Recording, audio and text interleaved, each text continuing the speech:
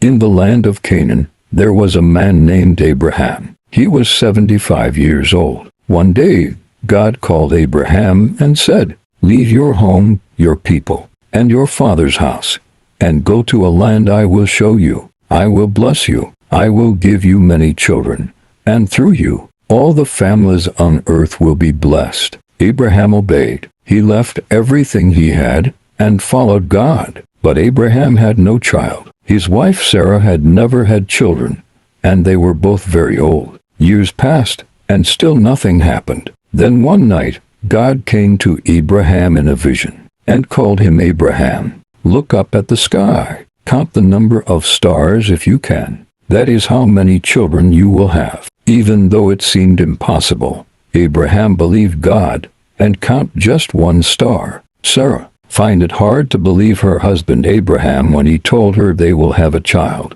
because she was already too old to have a child. She laughed quietly to herself. But God kept his word. When Abraham was 100 years old, and Sarah was 90, she gave birth to a son. They named him Isaac, which means laughter, because their joy had finally come. Abraham loved Isaac deeply. He was the son of God's promise, the child they had waited for all their lives. Then one day God tested Abraham. He called, "Abraham." He answered, "Yes, Lord." And God said, "Take your son Isaac, your only son, the one you love, and go to a mountain I will show you. Offer him there as a sacrifice." This was not easy. Isaac was everything to Abraham. But Abraham chose to trust God. Early the next morning, Abraham set out with Isaac. They worked as Isaac asked, "Father, we have fire and wood, but where is the animal for the offering?" Abraham said, "God will provide."